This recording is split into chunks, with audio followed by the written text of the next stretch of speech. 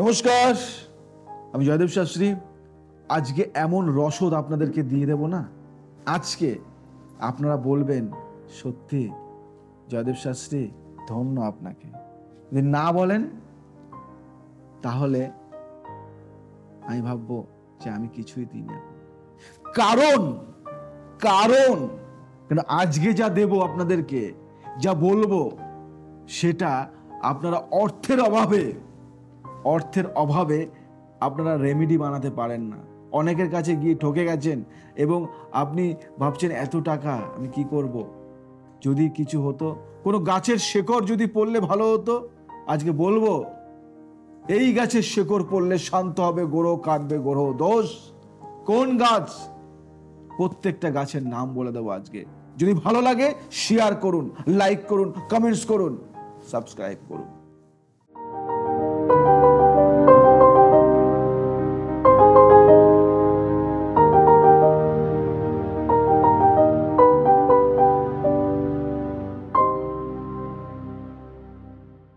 জ্যোতিষশাস্ত্র মতে নবগ্রহের গতিবিধি ও রাশি পরিবর্তনের ভিত্তিতে ব্যক্তির জীবনের সুখ, দুঃখ, সমৃদ্ধি, পতন ঘটে। গ্রহদোষ কাটাতে এবং কোষ্ঠীতে কোন গ্রহের শুভ প্রভাব বৃদ্ধির জন্য অনেকেই সেই গ্রহের সঙ্গে সম্পর্কযুক্ত রত্ন ধারণ করেন। তবে বিভিন্ন গাছের শেকড় ধারণের কিন্তু রত্ন ধারণের সমান ফলাফল লাভ করা যায়।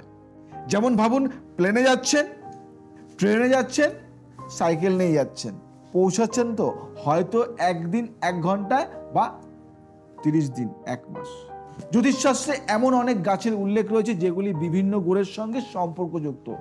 এগুলি ধারণ করলে গ্রহের দুষ্প্রভাব দূর হয়। জেনে নিন কোন গ্রহের জন্য কোন গাছের শেকড় ধারণ করা শুভ। এটা জানলে কেল্লা ফতে অনেক কিছু আপনি জেনে গেছেন।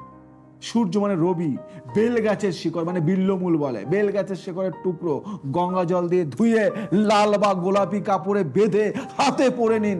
রবিবার এই উপায় করলে জন্মকুণ্ডলিতে সূর্যের অবস্থান মজবুত হয়, সূর্য দোষ কাটে এবং সূর্যদেবের আশীর্বাদ পাওয়া যায়। ভাবছেন জয়দেব শাস্ত্রী সেসব বলে দিল, কেউ তো যাবে না। আমি এটা চাই যে জয়দেব শাস্ত্রী এত লোক দেখে পায় না, করুন না আপনারা বাড়িতে বসে। দেখি একটু ফাঁকা হয়ে আমি চন্দ্রদেবের আশীর্বাদ পেতে এবং চন্দ্রের দোষ দূর করতে সোমবার সাদা কাপড়ে খিরিকা মূল বেঁধে হাতে পরে নিন। খিরনির মূল বলে ওদেরকে। মঙ্গলবার লাল কাপড়ে অনন্ত মূল নিয়ে হাতে বাঁধুন। এতে মঙ্গল গ্রহের শুভ প্রভাব মেলে এবং মঙ্গলের দোষ দূর হয়। বুধ, কুষ্ঠিতে বুধ দোষ দূর করতে, মানে বুধের কোনো দোষ থাকলে দূর করতে এবং বুধ গ্রহের আশীর্বাদ পেতে হলে কোনো এক বুধবার সবুজ কাপড়ে বিধারা গাছের শেকড় বেঁধে নিয়ে হাতে পরুন। বৃহস্পতিবার হাতে হলুদ কাপড়ে কলা গাছের শেকড় বেঁধে হাতে পরিধান করুন। এতে বৃহস্পতি গ্রহের আশীর্বাদ মেলে এবং বৃহস্পতির অশুভ প্রভাব দূর করে। আমি যে গাছগুলি বললাম সেটা কিন্তু কিনে আনতে হবে না, আপনি চাইলে আপনার বাড়িতে কিন্তু পেয়ে যাবেন বা আপনার আশেপাশে পেয়ে যাবেন। শুক্র গ্রহের আশীর্বাদ পেতে শুক্রবার সাদা কাপড়ে ডুমুর গাছের শেকড় বেঁধে হাতে পরুন। বলেছে কেউ আপনাকে কোনোদিনও?